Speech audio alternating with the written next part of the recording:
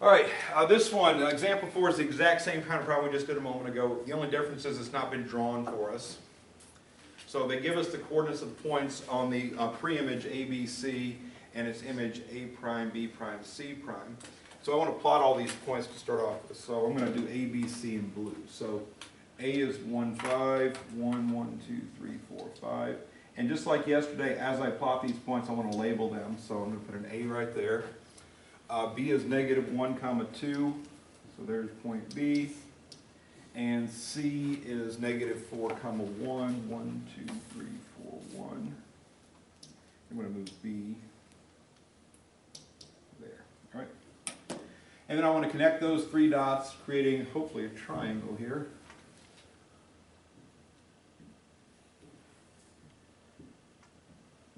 All right, so A goes to B, B goes to C, C goes back to A, and that is our image, our pre-image. And then the image, I'll do that one in purple. A prime is 5, negative 1. 1, 2, 3, 4, 5. Negative 1 is A prime.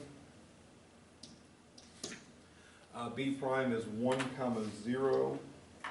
Be careful with the 0 ones that you,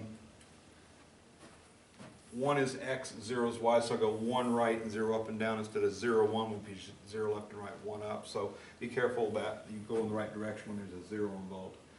C prime is negative 2, negative 1, which would be over here. Call that C prime. And then I'm going to connect those dots with straight lines. A prime to B prime to C prime. So A prime goes to B prime goes to C prime, and C prime goes back to A prime. So we have our pre-image blue and our image purple, and they've been reflected. Again, it says what is the line of reflection. Right now you should assume everything's a reflection line because that's all you've learned how to do.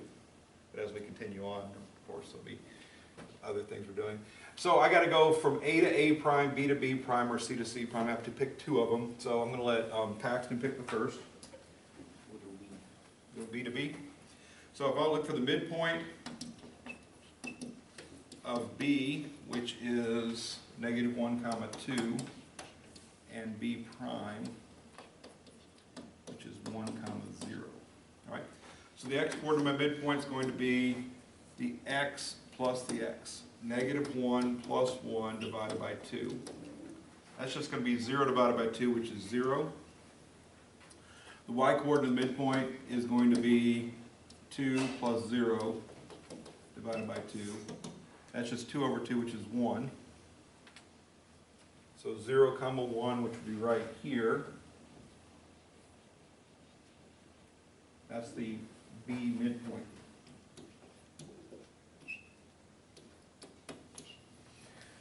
All right, if we look for the other midpoint, either A or C, Mason, what do you want to pick, A's or C's?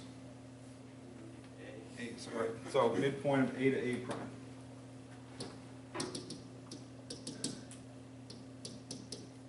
A is 1, 5, and A prime is 5, negative 1. So the x-coordinate of my midpoint is going to be 1 plus 5 over 2. 1 plus 5 is 6. 6 over 2 is 3. The y-coordinate midpoint is going to be 5 plus negative 1 over 2. 5 plus negative 1 is 4. 4 over 2 is 2. So the A midpoint is going to be 3, comma 2. 1, 2, 3, 1, 2. So my reflecting line on this one, I draw it in. Let's make the reflecting line green.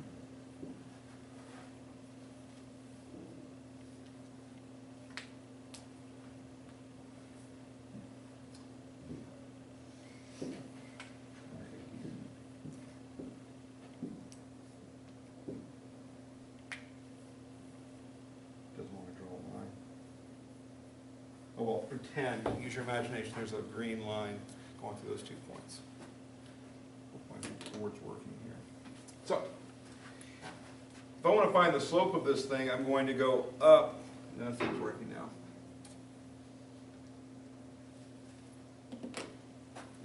see the comment section now. Great technology, clients. There you go. All right. I'm going to finish on the board over here.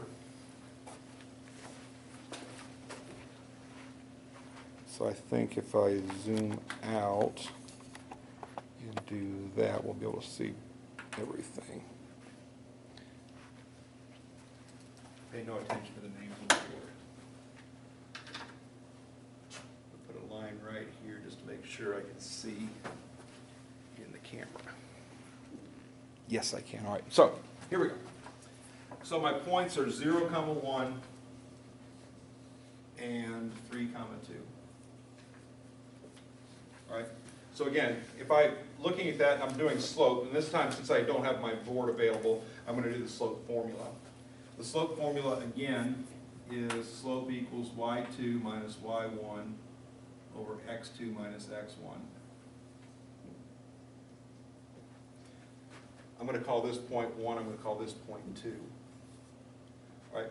So the second y is 2, the first y is 1. The second x is 3, the first x is 0. 2 minus 1 is 1, 3 minus 0 is 3, so the slope is 1/3. Okay. Now, I'm going to go even simpler on this one than I have on the previous ones because we happen to have one specific point here that's very useful to us. A y-intercept